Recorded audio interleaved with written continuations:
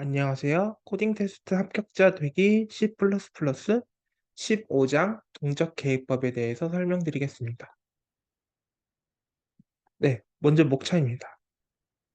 동적 계획법에 대해서 개념을 설명드리고, 그 다음에 최적 부분 구조, 중복 부분 문제라고 되어 있는데 이게 뭐냐면은 여러분들께서 이제 그 코딩 테스트를 실제 응시한다고 생각해 보세요. 그러면은 이제 문제를 분석을 할 거예요. 문제를 분석을 하고 그 다음에 그 문제에 맞는 알고리즘을 선정을 하겠죠. 이때 알고리즘 선정할 때 가장 중요한 게 이 문제를 효율적으로 풀 수 있는 알고리즘인지 이제 그 잘 판단을 하시는 거죠. 근데 이때 오늘 배울 동적 계획법이라는 알고리즘 기법을 적용했을 때 효율적인지 판단을 해야 하는데 이때 그 판단하는 기준이 어, 해당 문제가 최적 부분 구조인지, 중복 부분 문제인지, 이 두 가지에 해당되는지를 확인한다고 보시면 됩니다. 네. 그래서 이거에 대해서 설명을 드릴 때 예시를 팩토리얼, 피보나치 수, 이 두 가지를 예시를 들어서 설명드릴 예정입니다. 그 다음에는 실제 동적계법을 적용하는 법에 대해서 알아볼 텐데요. 이거는 계단 오르기, 정사각형 개수 세기, LIS 이 세 개의 예시를 통해서 설명드릴 예정입니다.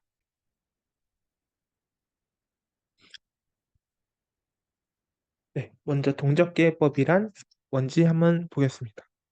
동적계법이란 복잡한 문제를 단순한 하위 문제로 나눠서 접근하는 방법이다.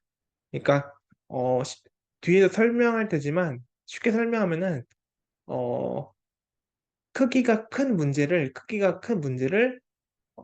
좀 더 크기가 작은 문제로 나눠서 접근하는 방법이라고 생각하시면 됩니다. 그리고 이때 중복 계산을 줄이기 위해서 이전의 구한회를 활용한다. 뭐 이런 게 있는데 이 기법을 메모이제이션이라고 합니다. 이거는 뒤에서 조금 더 자세히 설명을 드릴게요. 네. 아까 설명드린 부분을 다시 설명드릴 텐데, 그러니까 어, 동적계법 개념에 대해서 아까 이전에 설명드렸잖아요. 그러면 우리가 어느 상황에서 동적계법을 사용해서 문제를 풀어야 하냐 이건데 그걸 판단하는 기준이 최적 부분 구조, 그다음에 중복 부분 문제가 있습니다.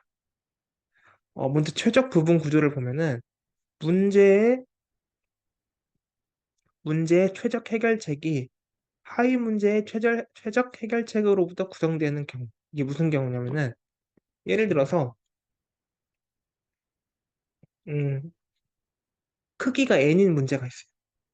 크기가 n인 문제가 있는데 이거를 크기가 n-1인 문제를 통해서 이거를 활용해서 해결할 수 있다. 이러한 구조면은 최적 부분 구조가 됩니다. 그러니까 전체 문제를 한 번에 풀지 않고 이런 식으로 뭐 A, B, A, C 이런 식으로 쪼개서 해결할 수 있는 그 문제 구조를 최적 부분 구조라고 합니다. 그 다음에 그러면 중복 부분 문제가 뭐냐? 그러니까 최적 부분 구조만 보면은 문제를 하위 문제로 쪼개서 풀 수 있으면은 최적 부분 구조인데 우리가 그 동적 계획법을 통해서 문제를 푼다는 거는 이걸 통해서 뭔가 다른 알고리즘을 썼을 때보다 동적 계획법을 썼을 때 효율적으로 문제가 풀려야 되잖아요. 그렇죠? 그리고 아까 이전에 보면은 어, 이전 해를 저장하면서 푼다고 했죠. 이전 해를 저장하면서 푼다고 이거를 메모이제이션이라고 했습니다. 그러니까 동적계법은 이전 해를 저장하면서 푼다고 하고 이거를 메모이제이션이라고 했는데 그러면은 무조건 내가 어떤 문제를 풀 때 하위 문제, 그러니까 이전 문제의 해를 미리 저장해 놓고 그거를 활용하면은 효율적으로 문제를 풀 수 있냐? 그건 아니라는 거죠. 그러니까 이전의 해가 여러 번 반복돼야 내가 저장했던 게 효과적이라는 거죠. 이전에가 뭐 이전 해를 구할 때 저장을 해놨는데 한 번도 사용하지 않으면은 그거는 뭐 효율적이지 않다. 뭐 이런 그 설명을 하고 있는 거죠. 그래서 중복 부분 문제라는 거는 그 동일한 우리가 이제 그 전체 문제를 하위 문제 여러 개를 통해서 전체 문제를 풀 텐데 이때 그 하위 문제가 동일한 하위 문제가 여러 개 있어야 어, 우리가 사용하는 메모이제이션 기법, 즉 이전에를 저장하는 이 기법을 통해서 풀 때 효율적으로 문제가 풀린다. 이렇게 보시면 됩니다. 그래서 최적 부분 구조, 부분 문제 이 두 개를 네, 기억하시면 됩니다. 아직도 감이 잘 안 잡히실 거예요. 그래서 이제 예시를 두 개 준비했는데요. 첫 번째 예시는 팩토리얼입니다. 팩토리얼을 보면은 팩토리얼 정의는 아시죠? 이거죠. n 팩토리얼은 1부터 n까지 수를 전부 곱한 겁니다. 그래서 이 n 팩토리얼을 우리는 팩트 n이라고 표시해 봅시다. 네. 팩트 n은 크기가 n인 문제죠. 크기가 n인 문제죠. 그러면은 크기가 n인 문제를 그냥 풀지 않고 우리는 어, 이렇게 쪼개볼 거예요. n 팩토리얼은 n-1 팩토리얼 곱하기 n이다. 이렇게 쪼개볼 수 있죠. 그러면 이 회색을 보면은 우리는 크기가 n인 n 팩토리라는 문제를 n-1 팩토리얼, 즉 크기가 하나 더 적은 크기가 n-1인 문제의 해를 활용해서 구할 수가 있는 거죠. 그렇죠? 그러니까 여기서 설명을 보면 n 문제를 크기가 n-2 문제의 해로 해결하려고 하는 거죠. 그렇죠? 그리고 이게 가능하죠. n 팩토리얼은 n-1 팩토리얼 곱하기 n이니까 가능하죠. 그렇죠? 그러면 우리는 n-1 팩토리얼을 n 팩토리얼의 부분해라고 볼 수 있는 겁니다. 그렇죠?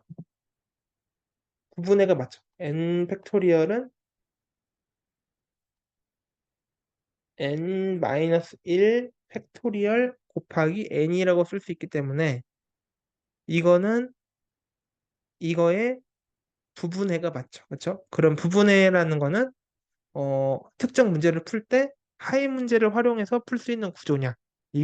이 OK라는 거죠. 그래서 팩토리얼 문제는 최적 부분 구조라고 할 수 있습니다. 그런데 우리가 n 팩토리얼을 n-1 팩토리얼 곱하기 n이라고는 할 수 있어요. 근데 이 n-1 팩토리얼 이게 여러 번 반복되지는 않죠. 그렇죠?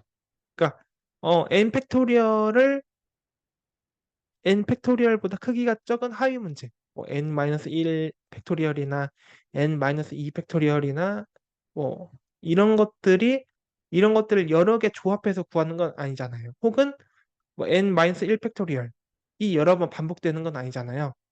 그 말은 동일한 하위 문제가 여러 번 반복되진 않는다. 즉 중복 부분 문제는 아니다 이겁니다. 정리하면은 팩토리얼은 최적 부분 구조는 맞는데 중복 부분 문제는 아닌 겁니다. 그래서 결론은 팩토리얼은 동적 계획법을 활용해서 풀 수는 있지만 최적 부분 구조이기 때문에 동적 계획법을 활용해서 풀 수는 있지만 중복 부분 문제는 아니기 때문에 문제를 동적 계획법을 활용한다고 할지라도 효율적이지는 않다. 이렇게 말할 수 있습니다.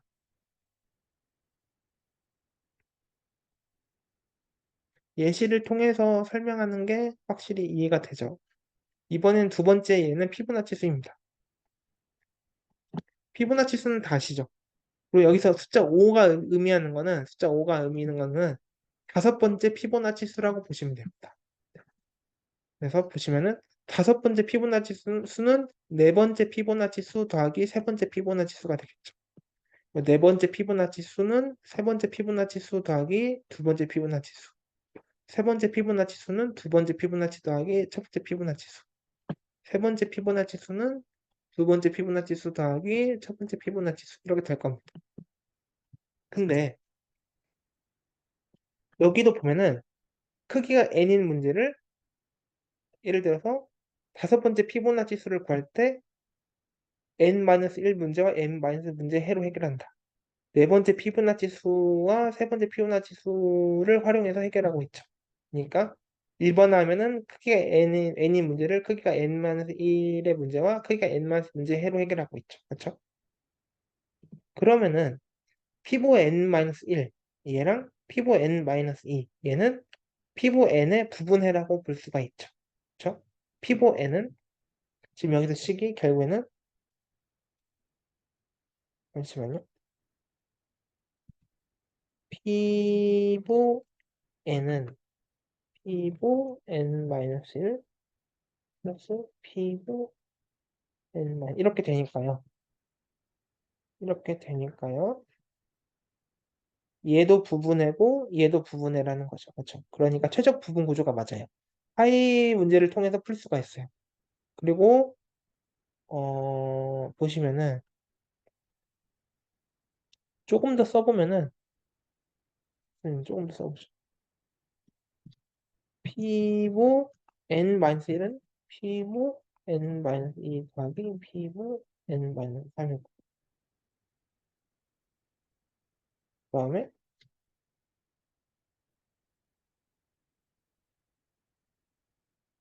피보 n-2는 피보 n-3 플러스 피보 n-4 이런 식으로 구해지겠죠. 그러면은 피보 n을 구할 때는 피보 n-1 플러스 피보 n-2예요. 근데 이 피보 n-1을 구하려면은 또 피보 n-2 더하기 피보 n-3 있어야 돼요. 그리고 이 피보 n-2를 구하려면은 피보 n-3 더하기 피보 n-4를 구해야 돼요. 지금 보면은 피보 n-3도 겹치고요. 피보 n-2도 겹치고요. 즉 피보 n을 구하는 과정에서 이전 해가 반복되죠. 그러므로 중복 부분 문제라고 할 수 있어요. 정리하면은 피보나치수는 최적 부분 구조이자 중복 부분 문제예요. 그래서 동적기회법으로 풀었을 때 효율적으로 문제를 풀 수 있는 문제라고 볼 수 있습니다. 네. 그래서 지금까지 동적기회법의 개념, 그 다음에 우리가 동적계획법으로 문제를 풀어야 하는 경우, 이 경우는 문제의 특성이 최적 부분 구조를 가지고 있고 중복 부분 문제여야 된다는 거였죠. 그리고 우리는 두 개의 예시를 통해서 최적 부분 구조와 중복 부분 문제의 개념을 이해했죠. 첫 번째 팩토리얼. 팩토리얼은 최적 부분 구조는 맞지만 중복 부분 문제는 아니었고요. 피보나치 수는 최적 부분 구조도 맞고 중복 부분 문제도 맞았습니다. 네. 그래서 여기까지 동적계획법의 기본 개념에 대해서 알아봤습니다. 네, 계속 이어서 진행하겠습니다. 어, 지금까지 이제 저희가 동적계획법이 뭔지는 설명드렸는데, 지금 문제가 뭐냐면은, 그러면은 실제 이거를 문제에서 어떻게 우리가 접근해서 풀어야 되냐, 이게 가장 중요하잖아요. 왜냐면 결국엔 우리는 문제를 풀어야 하니까요. 그래서 이거를 세 가지 예시를 통해서 제가 설명을 드릴 거고요. 그 다음에 일단은 그 과정을 간략히 설명드리면은 과정을 설명드리면은 일단 문제에서 예제 그 문제를 이해한 다음에 예제 입출력이 몇 개 주어질 거예요. 그러면은 그 입력을 하나 간단한 걸 하나 선택해 가지고 출력으로 만드는 과정을 직접 손으로 한번 작성을 해보세요. 그러니까 이렇게 그림으로 뭔가 이렇게 표현하셔도 좋고 아니면 쭉 이렇게 설명을 나열하는 방식으로 표현해도 좋습니다. 근데 그림으로 나타낼 수 있는 거는 그림으로 나타내는 게 가장 좋습니다. 그 다음에 그 규칙을 분석해서 점화식을 이제 세워보시고 이때 그러니까 점화식이 어렵다면은 일단은 음, 뭐 크기가 n개일 때 어, 죄송해요. 일단은 그 최종회를 구하는 과정을 그러니까 1번에서 우리가 그 입력을 출력으로 만드는 과정을 손으로 작성했잖아요. 이거를 한 번 더 분석해서 혹시 이 입력으로 주어진 그 입력값보다 적은 그 크기의 어, 문제의 그 해를 활용해서 해결할 수 있는 방법이 없는지 한번 분석해 보는 겁니다. 그러니까 쉽게 말하면은 최적 부분 구조인지 한번 최적 부분 구조로 나타낼 수 있는지 확인하고 이거를 이제 과정을 일반화하는 거죠. 그리고 마지막에서는 어, 이전해를 구하는 과정이 중복되는지. 그러니까 우리가 이제 과정을 일반화까지 했는데, 그러니까 점화시까지는 이제 세워진 거죠. 근데 이때 뭐라고 해야 되냐? 그러니까 이 우리가 이제 이 점화식을 그대로 구현할 텐데 그 전에 그 중복 부분 문제의 특성이 있는지 확인해야 됩니다. 그러니까 우리가 이전해를 통해 그 메모이제이션 기법을 통해서 이미 구한 이전 해를 활용해서 현재 그 문제를 풀 텐데 이때 어, 이전 해 이전 해를 구하는 과정이 반복되는지 우리가 확인을 해야 됩니다. 그래서 네, 이 세 가지 스텝으로 한번 문제를 푸는 것을 제가 몇 가지 예시를 통해서 보여드리겠습니다. 이제 계단 오르기 문제입니다. 네, 계단 오르기 문제입니다. n개의 계단이 존재하고 n개의 계단이 존재하고 계단은 한 번 혹은 두 번의 계단 두 개의 한 개 혹은 두 개의 계단을 한 번에 오를 수 있습니다. 이때 계단을 오르는 방법의 총수를 구하는 건데요. 예를 들어서 한 칸짜리 계단은 한 번에 오르는 방법밖에 없겠죠. 그리고 계단이 두 개일 때는 한 칸씩 오르는 방법이랑 한 칸씩 오르는 방법이랑 그 다음에 두 칸을 한 번에 오르는 방법이 있을 거고요. 그 칸이 세 개의 방법은 한 칸, 한 칸, 한 칸 이렇게 오르는 방법이 있고 두 칸, 한 칸 이렇게 오르는 방법이 있고 그다음에 한 칸, 두 칸 이렇게 오르는 방법 총 세 가지가 있습니다. 이런 식으로 계단을 오르는 방법의 총수를 구하는 거.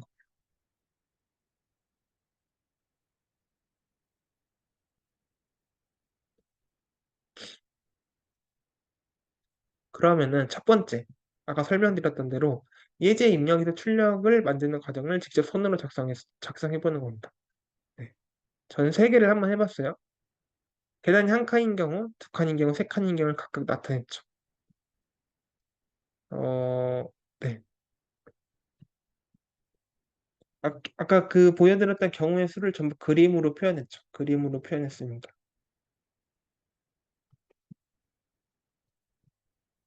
그리고 이 계단에서 맨 밑에 있는 계단과 그 위에 있는 계단을 구분하기 위해서 제가 색을 다 다르게 한 거를 볼 수가 있죠.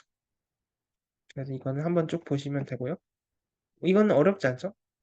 예를 들어서 얘는 한 칸 올라간 거고, 얘는 두 칸을 한 번에 올라간 거고, 밑에 거는 한 칸 올라간 거고, 두 칸, 한 칸 올라간 거, 한 칸, 두 칸 올라간 거, 이렇게 볼 수 있겠죠.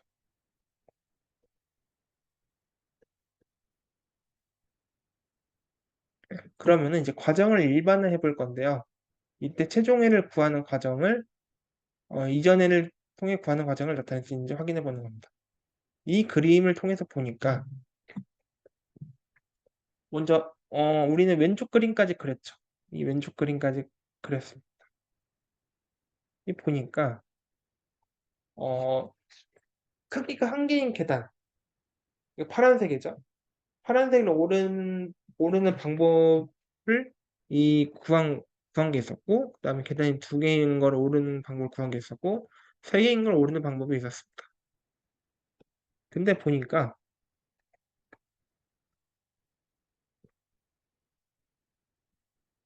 겹치는 게 있더라 이겁니다. 겹치는 게 있더라. 겹치는 게 있더라 이거. 화살표로 다 표시하고 있죠.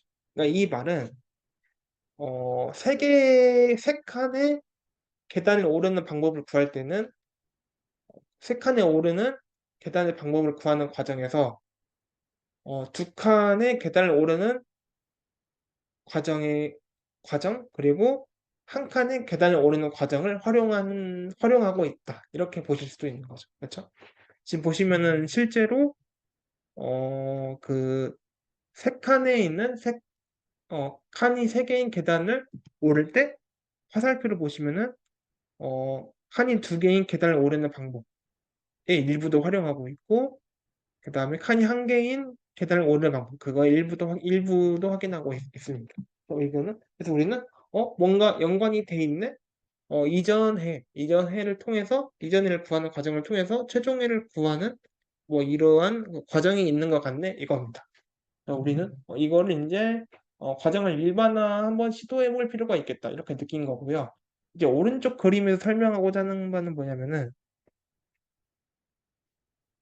이겁니다. 우리는 어차피 현재 그 위치에서 한 칸 아니면 두 칸을 오를 수 있죠. 그렇죠? 한 칸 아니면 두 칸을 오를 수 있죠. 그러면은 우리가 n번째 n번째 계단에 오르기 위해서는 n번째 계단에 오르기 위해서는 우리는 n번째 계단보다 한 칸 밑에 있거나 n번째 계단보다 한 칸 밑에 있거나 아니면은 n번째 계단보다 두 칸 밑에 있거나 이래야 될 겁니다. 그래야 n번째 계단보다 두 칸 밑에 있어야 여기서 한 번에 두 칸 오르면은 이제 n번째 계단으로 가는 거고요.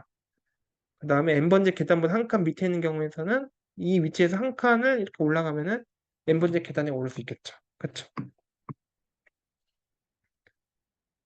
그러면은 우리는 이거를 n번째 계단에 오르는 방법의 수는 fn-1 더하기 fn-2로 쓸 수가 있죠. 그렇죠? 네, 그렇습니다. 지금 제가 설명한 게 이 부분이라고 보시면 돼요. 그리고 이거는 fn을 구하기 전에 이미 fn-1과 fn-2도 비슷한 방법으로 다 구해져 있을 거란 말이죠. 네, 구해져 있을 거란 말입니다. 근데 이거를 이런 식으로 이 식을 구한 다음에 이런 식으로 쭉 나열하다 보면은 가장 중요한 부분이 있어요. 결론적으로는 우리가 풀어야 할 부분이 있습니다. 예, 이게 마지막이죠. F3은 F2 더하기 F1까지 이 앞에 있는 그 숫자들을 줄이다 보면 나오는데 이거는 우리가 결국에는 구해야 하는 값이에요. 그러니까 여러분들께서 이제 과정을 일반화하고 점화식을 세울 때 중요한 점이 결국에는 우리가 직접 풀어야 할 문제가 있습니다. 그리고 그거를 여러분들께서 직접 해를 구하시고 어, 기본적으로 제공을 해주셔야 점화식을 통해서 그 해를 구하려고 시도했을 때 FN을 구할 수가 있어요. 그렇지 않으면은 F3, F2, F1이 없으면은 계속 내려갈 거 아니에요. 그렇죠? 그럼 한도 끝도 없겠죠. 어느 순간에서는 우리는 직접 해를 구해야 하는 구간이 있다. 이겁니다. 그런 거를 우리는 그 기저 조건이라고 합니다. 네. 그 기저 조건은 우리가 직접 구해야 한다. 이렇게 보시면 됩니다. 그래서 이거를 이제 실제 구하는 과정을 보면은 이렇습니다. F1과 F2는 직접 구해야 돼요. 우리가 값을 넣고 F3은 F1 더하기 F2로 하고 그다음에 F4는 F2 더하기 F3 이런 식으로 계속 하면은 우리는 FN도 구할 수 있을 거라 이 말입니다. 그리고 이거는 앞에 설명한 거예요. 지금 같은 색을 보면은 F2도 두 번 나오고 F3도 두 번 나오고 그래서 그리고 계단 오르기 문제는 이전 해를 구하는 과정이 중복된다 볼 수 있고 얘는 중복 부분 문제라고 볼 수 있습니다. 즉 최적 부분 구조이고 중복 부분 문제니까 얘는 동적기법으로 풀었을 때 효율적으로 풀 수가 있다. 이렇게 볼 수가 있는 거죠. 그러면은 실제 한번 코드를 한번 볼까요? 이게 계단 문제인데요. 위에 설명을 읽어보시면 될 것 같고요. 우리에게 중요한 점은 첫 번째 계단을 오르는 문제랑 두 번째 오르는 계단 문제는 직접 값을 넣어주고 있죠. DP 배열에다가 값을 넣어주고 있죠. 그리고 나머지는 점화식을 통해서 이렇게 구합니다. 그 다음에 n번째 계단에 대한 답은 dpn에 저장되어 있겠죠. 그래서 이거를 반환하면은 최종적으로 네, n번째 계단을 오를 때 경우의 수가 구해지겠죠. 이런 식으로 하시면은 네, 계단 오르기 문제는 쉽게 풀릴 수 있습니다.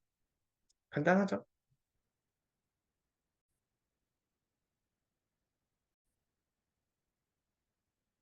네, 그래서 보시면은 여기 F3을 구하는 과정에서 F2랑 F1이 필요했고요. F4를 구하는 과정에서 F3, F2가 필요하고요. F5를 구하는 과정에서 F4, F3이 필요하고요. 이런데요. 여기 보시면은 F2가 두 번 들어가고 F3이 두 번 들어가고 그다음에 마지막 fn-1을 구할 때 fn-2 플러스 fn-3, fn을 구할 때 fn-1, fn-2이므로 fn-2도 두 번 구하고 있죠. 여기서 말하고자 하는 게 뭐냐? 이전 해가 중복된다는 거예요. 그렇죠? 중복 부분 문제라는 걸 이렇게도 그 점화식을 나열해 보면은 금방 알 수가 있습니다. 그래서 아까 말씀드렸지만 점화식을 구한 다음에 이게 동적계법으로 풀 때 효율적인지, 그러니까 중복 부분 문제인지 확인해 보는 가장 쉬운 방법은 몇 개를 해보면 돼요. 뭐 여기서 같이 뭐 F3, F4, F5 넣어보고 FN-1, FN 뭐 이런 식으로 몇 개를 구해보면은 그 이전 해를 구하는 과정이 겹치는 경우가 있고 그러면 우리는 바로 중복 부분 문제에 해당되는구나 이렇게 알 수가 있습니다. 그리고 아까 코드를 잠시 보셨겠지만 F1과 F2는 직접 구합니다. 이걸 기저 조건이라고 하고요. 그 다음에 F3 같은 경우에는 이전에 구한 해인 F1과 F2를 통해서 구하고 있고요. 그 다음에 F4는 F2와 F3을 통해서 구하고 있죠. 여기서 F2를 두 번 사용하죠. 이전 해가 중복되고 있죠. 그래서 어, 네, 그러니까 중복 부분 문제에 해당되고 그 다음에 이전 해를 구하는 것 자체가 최적 부분 구조이라는 거를 아시죠? 그러니까 이전 해를 활용해서 해를 구하는 것 자체가 최적 부분 구조이고 이전 해가 중복된다. 중복 부분 문제 이렇게 볼 수가 있죠. 그래서 계단 오르기는 이런 식으로 해결을 할 수가 있습니다. 지금 스텝 1에서 3까지 과정을 여러분들께서 직접 하실 수 있어야 됩니다. 보고 이해하는 수준이 아니라 직접 하실 수 있어야 됩니다. 그러면 그 다음으로 이어서 만들 수 있는 정사각형의 개수 문제를 한번 보겠습니다. 사각형이 주어질 때 만들 수 있는 정사각형의 개수를 확인해라. 이겁니다. 사각형이 이런 식으로 주어져요. 이런 식으로 주어집니다. 보면은 1 곱하기 1 사각형이 4개 있고요. 그 다음에 2 곱하기 2 사각형이 하나 있습니다. 그래서 총 5개의 정사각형을 만들 수 있다. 이렇게 볼 수 있고요. 그 다음에 이 사각형 같은 경우에서는 1 곱하기 1 12개죠. 그래서 12개가 됩니다. 그리고 2 곱하기 2는 1개, 2개, 3개, 4개, 5개, 6개가 되고요. 그 다음에 3 곱하기 3은 1개, 2개 이렇게 됩니다. 1 곱하기 1 12개, 2 곱하기 2 6개, 3 곱하기 3 2개 해서 총 20개가 된다. 이런 식으로 정사각형의 개수를 구하는 문제를 우리는 해결해 볼 겁니다. 문제의 정의가 되었고요. 그다음에 아까처럼 그 3스텝으로 한번 구해 보겠습니다. 일단은 입력으로 출력을 만드는 과정을 직접 손으로 작성해 본다. 그러니까 이게 별게 아니라 그 되도록이면 그림이 좋아요. 그림 같은 걸로 그냥 우리가 여기서도 1 곱하기 1은 1 곱하기 1이 4개 있다는 걸 알 수 있지만 이거를 이런 식으로 나타내야 그 흐름이 보여요. 그냥 머릿속으로 하는 것보다 이런 식으로 1 곱하기 1 따로, 2 곱하기 2 따로 이런 식으로 뭔가 이렇게 그 분류를 해서 그림으로 표현해 놔야 이게 그 흐름이 보입니다. 흐름이 보여야 점화식을 구현하기 쉬워요. 왜냐면은 이 전체적인 흐름을 보게 되면은 어, 이전 해가 어, 현재 해를 구할 때 사용되네? 뭐 이런 것도 그 조금 더 잘 보여요. 그러니까 조금 귀찮아도 이런 식으로 손으로 작성하는 그 습관을 들이셔야 돼요. 여기서 1 곱하기 1자리를 구하면 그 4개가 될 거고요. 2 곱하기 2는 이런 식으로 1개가 되겠죠. 그쵸? 여기까지는 왜 굳이 그림으로 그려 이걸 이해 못하실 텐데 뒤에를 한번 볼게요. 아까 보였던 3 곱하기 4 있습니다. 그래서 각 사각형이 어떤 사각형인지 헷갈릴 수 있어서 제가 그 색을 다르게 해봤어요. 구분되게 해놨습니다. 1 곱하기 1은 이렇게 각 사각형을 한 개씩 떨어뜨리게 하면은 이런 식으로 되죠. 그 다음에 중요한 거는 이제 2 곱하기 2부터입니다. 여기 보시면은 보이시나요? 똑같은 게 이렇게 겹치는 거.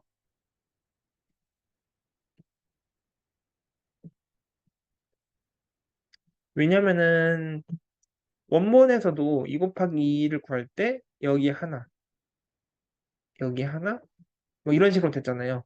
그러면은 여기가 2번 되는 거잖아요. 그렇죠? 여기가 2번 되는 거죠.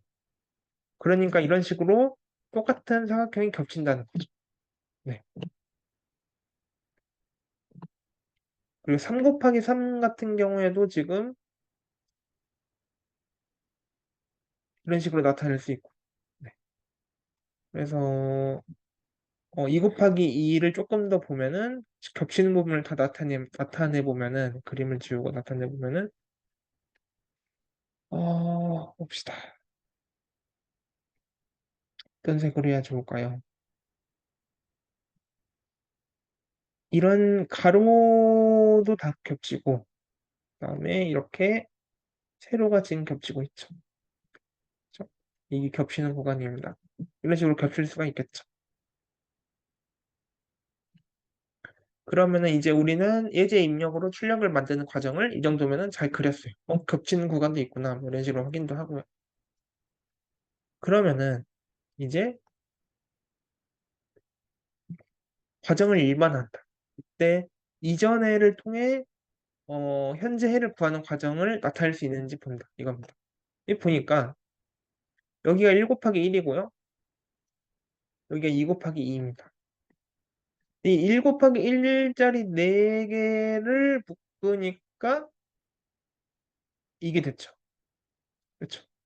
그리고 2 곱하기 2짜리 4개를 묶으니까 이게 됐죠. 물론 여기서 이렇게 겹치는 부분은 하나로 해야겠죠? 그죠?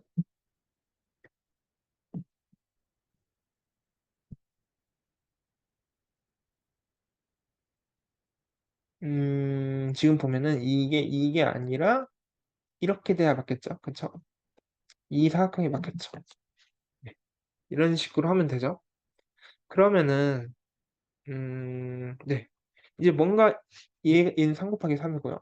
이전에 예를 들어서 1 곱하기 1짜리 몇 개를 모으니까 2 곱하기 2짜리 2 곱하기 2에서 구한 사각형이 만들어지고 2 곱하기 2짜리 몇 개를 4개를 합치니까 3 곱하기 3짜리가 뭐 만들어진다. 이렇게 지금 보일 수 있는데요.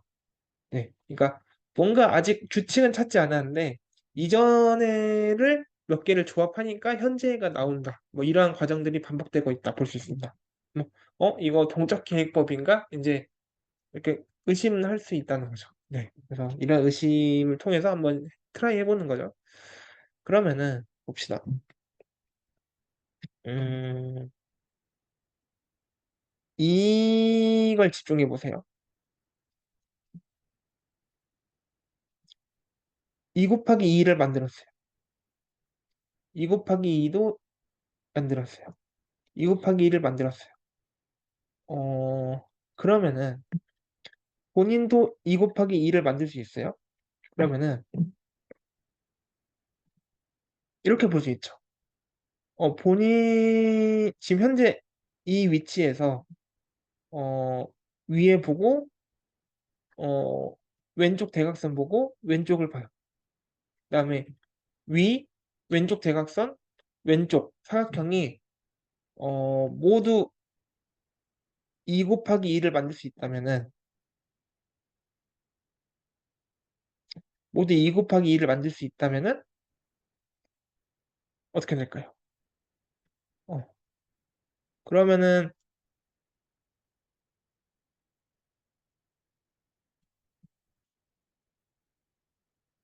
다시 정리해서 네. 이 현재 위치에서 예를 들어서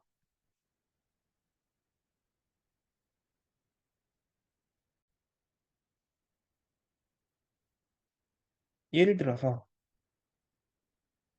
음, 잠시만요. 색이 잘 안 보이. 여기를 기점으로 우리는 2 곱하기 2를 만들 수 있죠. 그렇죠? 그 다음에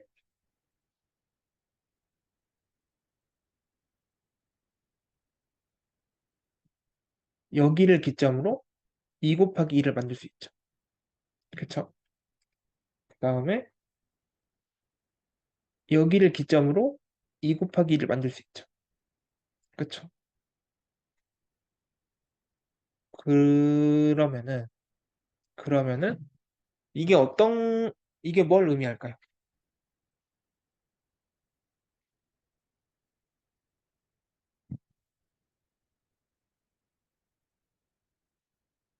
위에 이게 이 마지막 문장이거든요. 현재 칸을 기준으로 왼쪽 위 왼쪽 위 대각선에서 크기가 n인 삼각형을 만들 수 있다면은 네 크기가 n인 삼각형을 만들 수 있다면은 어 이 그러니까 지금 보면은 여기를 기준으로 위쪽 왼쪽 위 왼쪽에서 n개의 사각형을 만들 수 있다면은 이 부분에서는 n 플러스 1 사각형을 만들 수 있다 이겁니다. 그림을 보시니까 이해되죠? 여기, 여기, 여기서 두 개를 만들 수 있다면은 여기서는 세 개를 만들 수 있다 이겁니다. 네, 그 말을 하고 있는 겁니다. 그렇죠? 그래서 이런 식으로 하면은 그러니까 현재 지점에서 우리가 바로 위칸, 바로 위칸에서 만들 수 있는 사각형, 그다음에 바로 왼쪽 위칸에서 만들 수 있는 최대 사각형, 그다음에 왼쪽에서 만들 수 있는 최대 사각형을 안다면은 현재 지점에서 만들 수 있는 최대 사각형을 알 수가 있다. 이 소리를 하고 있는 겁니다. 그러니까 어, 네. 무슨 말씀인지 아시겠죠? 근데 이걸 조금 더 그림으로 한 번 더 표현해 보면은 우리는 이거에서 정사각형이 몇 개인 만들 수 있는지 찾아야 돼요. 그러면은 일단 1 곱하기 1일 경우에는 각 칸마다 만들 수 있으니까 배열의 값을 다 1로 채워요. 1로 채워요. 근데 그 다음에 여기 봐봐요. 잠시만요. 여기를 보지 말고 여기를 봐봐요. 본인 위에, 본인 왼쪽 위에, 왼쪽 다 1 곱하기 1을 만들 수 있죠. 그러면은 이거는 n 플러스 1, 이 자리에서 2 곱하기 2를 만들 수 있다는 게 됩니다. 그렇죠? 그리고 똑같은 원리로 여기서 2 곱하기 만들 수 있고 여기서 2 곱하기 만들 수 있고 여기서 2 곱하기 만들 수 있으면은 얘는 3 곱하기 3을 만들 수 있는 겁니다. 아까 그 그림에서 설명했던 원리로. 그렇죠? 이런 식으로 해나가면은 최종적인 배열의 모습은 이렇게 되고요. 3이 의미하는 게 뭐냐? 1 곱하기 1도 만들 수 있고 당연히 3 곱하기 3을 만들 수 있으니까 1 곱하기 1도 만들 수 있고 2 곱하기 2도 만들 수 있고 3 곱하기 3도 만들 수 있겠죠. 그렇죠? 그러니까 어, 이 사각형에서 이 사각형에서 만들 수 있는 모든 정사각형의 개수는 어떻게 구할 수 있을까요? 여기 있는 값들을 모두 더하는 겁니다. 1 더하기 1 더하기 1 더하기 1 더하기 1 더하기 2 더하기 2 더하기 2 더하기 1 더하기 2 더하기 3 더하기 3이 만들 수 있는 모든 정사각형의 개수겠죠. 네, 그래서 배열에 있는 값을 모두 더하면 됩니다. 아까 말씀드린 대로 구한 다음에. 이 부분이 방금 제가 설명드린 부분인데요. 이 세 가지 부분,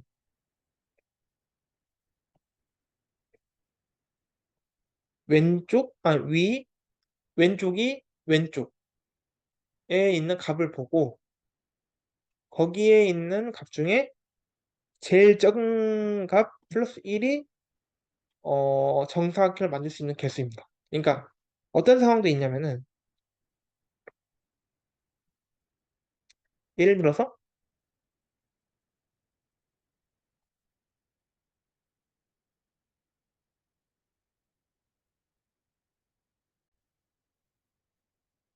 네.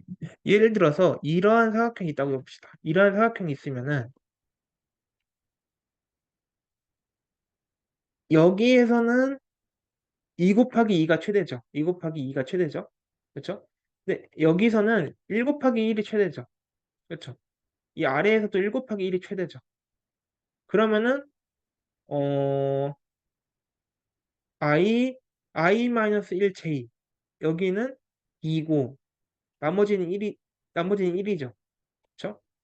그럼 여기서 가장 작은 값이 1이기 때문에 1 플러스 1, 즉 2 곱하기 2가 만들 수 있는 최대 개수다. 이런 겁니다. 그러니까 확인해 보면 맞죠? 여기서는 2 곱하기 2가 최대로 만들 수 있는 삼각형이죠. 네. 그러니까 아까처럼 위 왼쪽이 모두 2면은 얘는 3 곱하기 3을 만들 수 있지만 여기서 하나라도 1이면은 얘는 2 곱하기 2밖에 만들 수 없겠죠. 그렇죠? 왜냐면은 3 곱하기 3에는 2 곱하기 2가 4개가 필요하기 때문에 하나라도 2 곱하기 2를 만들 수 없다면은 3 곱하기 3을 만들 수 없다. 뭐 이렇게 되는 거죠. 그래서 왜 민으로 했는지 제가 설명을 드린 겁니다. 이렇게 아시면 되고요. 어, 이것도 코드를 한번 볼게요.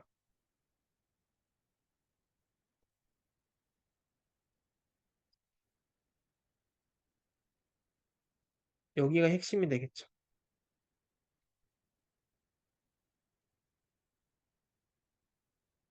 네. 일단은 이 두 줄이 핵심입니다. 모든 값을 1로 초기화하고 그다음에 아까 말씀드린 점화식. 네. 얘가 이 방향이고 얘가 이 방향이고 얘가 이 방향. 이렇게 세 개를 보고 거기다 가장 작은 값에 1을 더한 게 dpij가 된다. 이겁니다. 그래서 이런 식으로 값을 모두 구하고 나중에 최대 정사각형을 구할 때는 잠시만요. 최대 정사각형을 구하는 코드가 여기 있죠. dp 값을 모두 토탈 스퀘어에 더하고 토탈 스퀘어를 반환하는 걸 볼 수 있습니다. 이런 식으로 하면 되겠죠. 그러면은 만들 수 있는 최대 정사각형의 개수가 토탈 스퀘어스고 이걸 반환하면은 문제를 최종적으로 해결할 수 있습니다.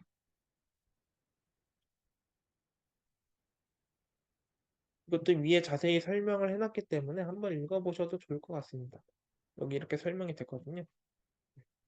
그러니까 네, 최적 부분 구조, 중복 부분 문제가 뭐가 해당되는지 이 강의에서 최소한 강의에서 드리는 예시는 네, 나눠서 이렇게 공부를 파악을 하실 수 있을 정도로 공부를 하셨으면 좋겠습니다. 이제 마지막 예시가 되는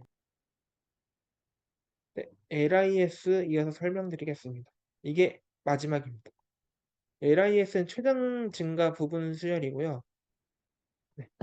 일단은 부분 수열이라는 게 먼저 설명드리면은 이 수열이 주어지고요. 이 수열이 주어지고 이 중에서 일부를 뽑아서 새로 만든 수열입니다.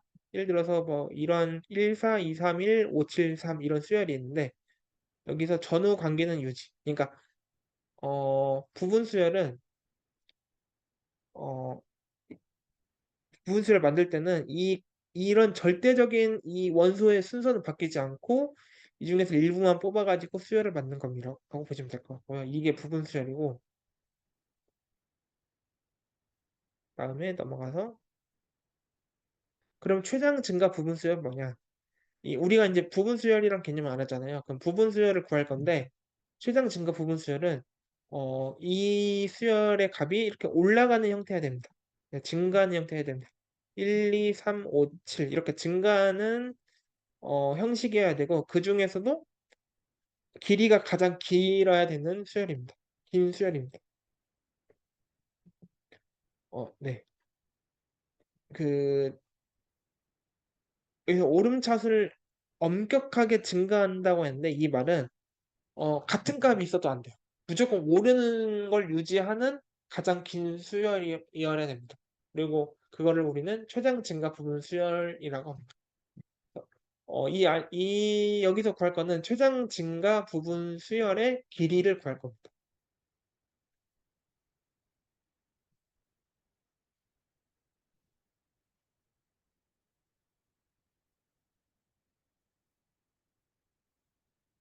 그러면 아까 그 배열을 보시면은 음, 잠시만요.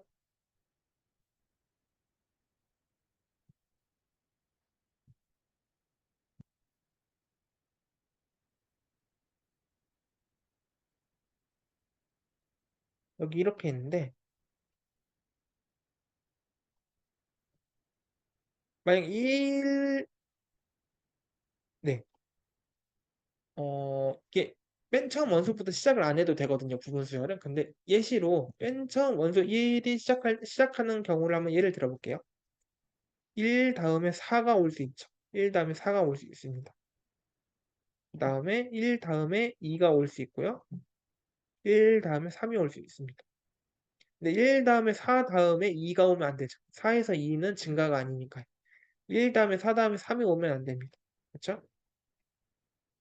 그 다음에 1 다음에 2 다음에 1 다음에 2 다음에 3이 올 수는 있죠. 그렇죠? 그다음에 1 다음에 3이 올 수도 있고요. 일단 여기까지만 해본 겁니다. 네. 이 수열에서 한 4칸 정도만 4칸 정도만 최장 증가 부분 수열을 이해하기 위해서 한번 그려본 겁니다.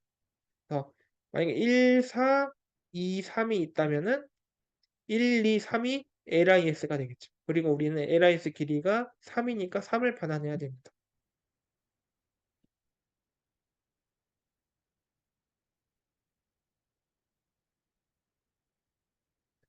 그러면은 이제 손으로 그려봤으니까 과정을 한번 일만 해봅시다. 그 수열이 한두 개 있을 땐 되는데 이게 많아지면은 한 번에 전체를 구하는 건 어려워요. 그렇죠? 한 번에 전체를 구하는 건 어렵습니다. 그래서 뭘 구해볼 거냐? 한 가지 아이디어를 고민하는데 각 배열의 원소로 끝나는 LIS를 구해보자. 네. 각 배열의 원소로 끝나는 LIS를 구해보자. 그러니까 이 전체 LIS를 구하는 건 힘드니까 처음에 1로 끝나는 LIS, 그 다음에 이 4로 끝나는 LIS, 2로 끝나는 LIS를 각각 구해서 이걸 활용해서 최종적인 LIS를 구해보자. 이거. 원소가 한 개인 경우는 쉽죠. 그쵸? 그 다음에 4. 이것도 뭐 쉽습니다. 근데 문제는 이제 원소가 이제 점점 늘어나면 이제 한 번에 해결이 안 됩니다. 그러면은 이 뺀 끝에 숫자가 2라면은 앞에 4가 올 수는 없겠죠. 1이 와야겠죠. 그쵸? 왜냐면 앞에는 무조건 작은 수가 와야 되니까요. 그러면은 음, 그냥 계속 한번 해봅시다. 뺀 끝에 원소가 3일 때 이때는 1, 2를 선택해야겠죠. 그쵸? 그다음에 뺀 뒤에 원소가 1일 때는 앞에 걸 선택 못하죠. 그쵸? 그 다음에 뺀 뒤에 원소가 5일 때 어, 이건 어떻게 해야 될까요? 방법이 한 개가 아니죠. 얘는 1, 4, 5를 선택할 수도 있잖아요. 그리고 1, 3, 5를 선택할 수도 있고요. 근데 최장 증가 부분 수열의 길이는 하려면은 1, 2, 3, 5를 선택해야겠죠. 어떻게 이걸 선택할 수 있을까요? 네. 그러니까 이거를 이제 선택할 때 고민을 해봐야 되는 거죠. 네, 이때 어떻게 하냐면은 어 우리가 K번째 원소의 LIS를 구할 때는 그러니까 그림을 그리면은 이 얘의 LIS를 구하려면은 우리가 이 각각 이 앞에 있는 원소 있잖아요. 이 5에 대한 LIS를 구하는 시점에는 이 앞에 있는 LIS가 다 구해져 있을 거라고. 그쵸? 왜냐면은 앞에 이전에 우리는 이미 해를 구해서 저장을 해놨으니까요. 그러면은 여기서 이제 우리는 어떤 LIS를 뽑을까 이걸 고민할 텐데 일단은 후보가 5보다 작은 게 1, 4, 2, 3, 1 모두 해당되죠. 이게 5가 있고요. 그러면은 이 중에 어떤 걸 택할 건가, 어떤 거를 택할 건가 이거잖아요. 각각 이제 LIS가 구해져 있을 텐데 이 5의 앞 5의 이 5를 끝으로 하는 LIS의 길이를 구하려고 하는데 그러면은 이 5 전에는 어떤 게 와야 되냐 이거죠. 그렇죠. 그러면 일단은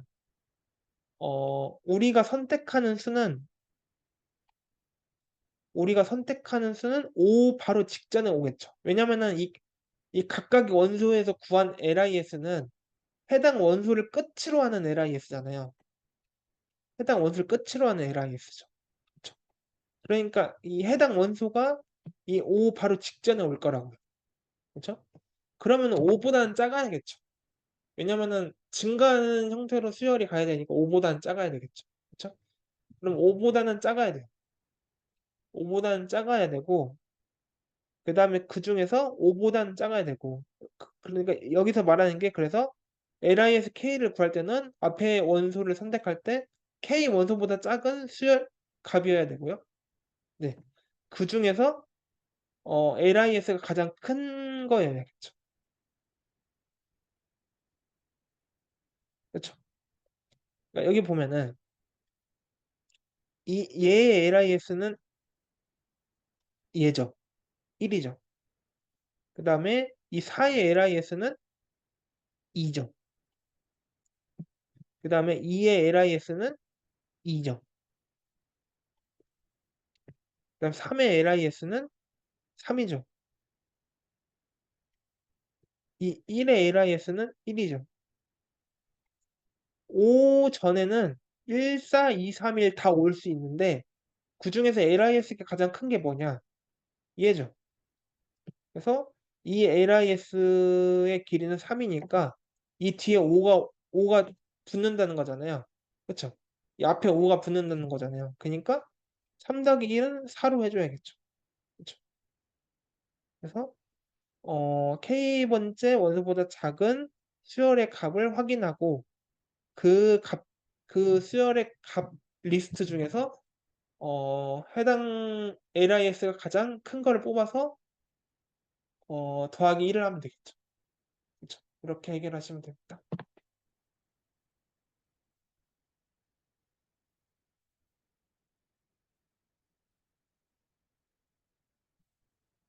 이런 식으로 해결하시면은 문제를 풀 수 있겠죠.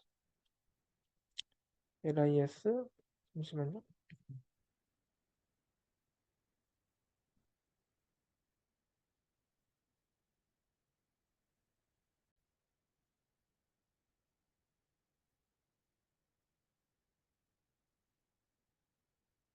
아까 여기까지 설명했고요. 네, 여기다가 플러스 1을 해주면 되겠죠. 그래서 어, 이 얘의 LIS 여기 이 5를 끝으로 하는 LIS의 길이는 이 3 3을 끝으로 하는 LIS의 길이가 3이니까 여기다가 뒤에 원소가 하나 더해지니까 플러스 1 해서 얘는 4가 된다는 겁니다. 네. 이런 식으로 하시면은 됩니다.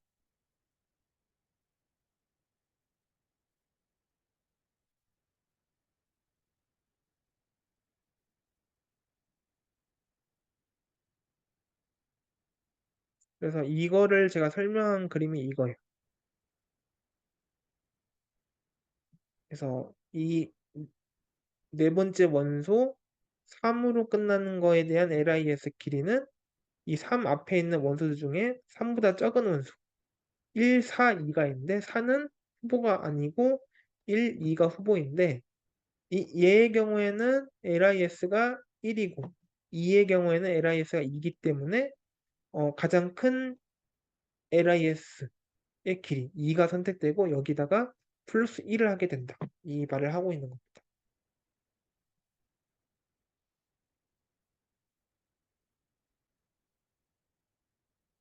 그러면은 실제 코드를 한번 볼게요. 이 부분인데요.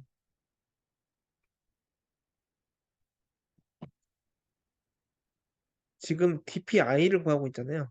ARR은 원 수열이고 이 DP의 각각 i번째 수열, i번째 원소 값으로 끝나는 LIS 길이가 되겠죠. 원소로 끝나는 LIS 길이가 되겠죠.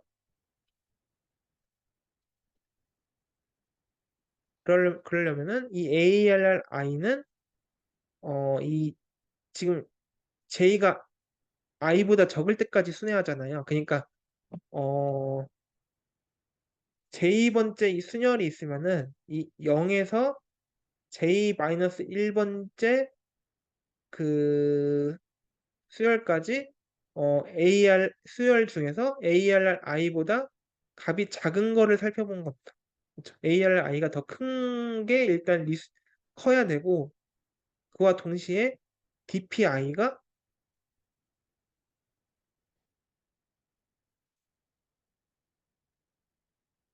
DPJ 플러스 1보다는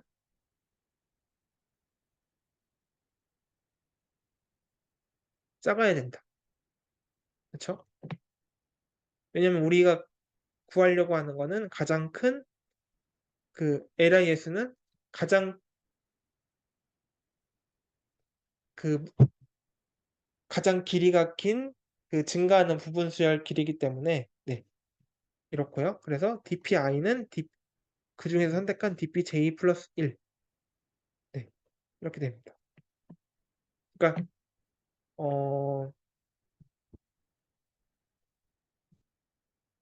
아까 말씀드렸던 대로 일단은 이 ARR 원본 수열에서 ARRJ보다 적은 원소를 0에서 J-1부터 이렇게 보고 그 다음에 여기서 의미하는 게 조금 헷갈릴 수 있는데 DPI를 구하지 않는데도 왜 비교하냐? 이거는 왜 그러냐면은 여기서 원소가 여러 개일 수 있잖아요. 예를 들어서 0번째, 1번째, 3번째 뭐 이렇게 있는 원소가 ARR J보다 적을 수 있잖아요. 그러면 이 중에서 일단은 DPI의 초기값은 0이겠죠. DPI의 초기값은 0일 겁니다. 아직 구하지 않았으니까요. 그러면은 어, 여기서부터 비교하는 거예요. DPI가 얘보다 적으면은 여기다가 DPI에다가 값을 넣습니다. 그 다음에 지금 이 값이 넣어진 상태에서 얘랑 또 비교해요. 그러면 현재 얘는 어, ARR 0에 대한 LIS죠. 그렇죠? ARR 이제 1에 대한 LIS랑 ARR 0에 대한 LIS랑 비교하고 그 다음에 ARR 3에 대한 LIS와 ARR 0에 대한 LIS랑 비교하는 겁니다. 그 중에서 가장 큰 값이 선택이 되겠죠. 왜냐면은 기존의 값이 지금까지 구한 LIS의 DPI, i번째 LIS의 값이 현재 LIS 값 플러스 1보다가 작을 때 갱신하니까 값이 점점 커지겠죠. 그러니까 결국에는 앞에 있는 원소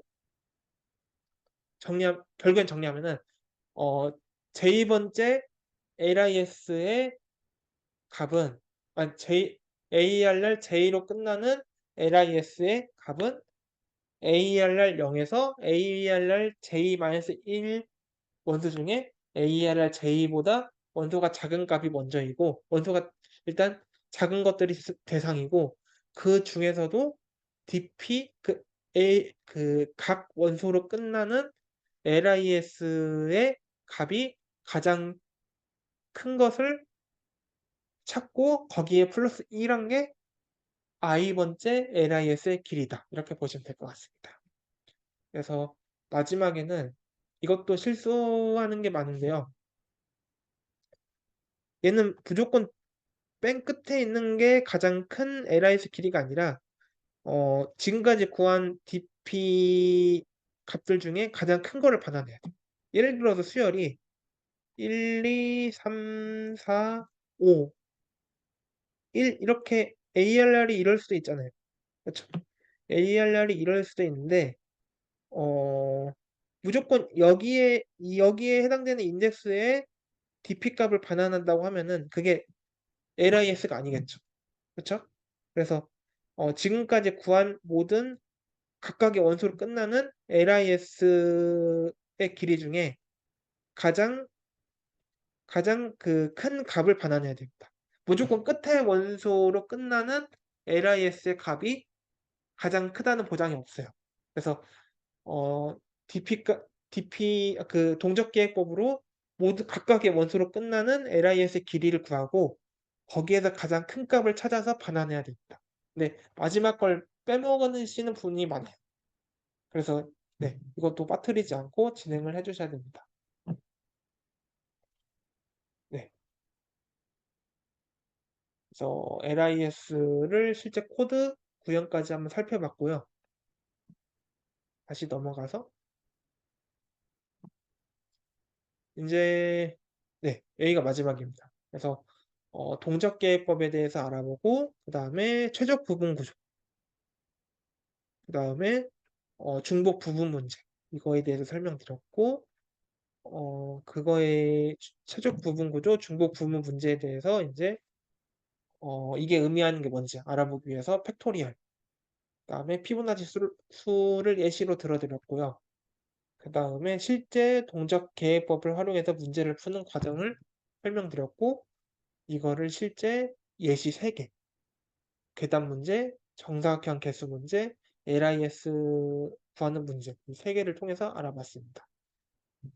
아까 말씀드린 대로 이렇게 동적 계획법 문제를 트레이닝 하실 때는 이 문제가 어느 부분이 이 문제를 저만식으로 나타내보고 그다음에 어느 부분을 통해서 최적 부분 구조라고 할 수 있는지 그리고 이전에가 반복되는 부분을 찾아서 이제 이게 중복 부분 문제다.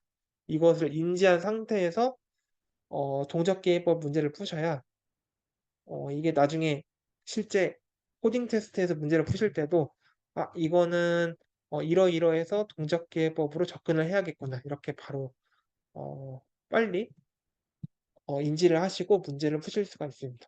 그래서 이것저것 트라이 해보면서 맞는 걸 찾을 수도 있는데 일단은 네, 동작계획법의 핵심을 오늘 공부하셨으니까 이러한 관점으로도 접근해 보시는 것을 추천드립니다. 여기까지 동작계획법에 대해서 강의를 마치겠습니다. 감사합니다.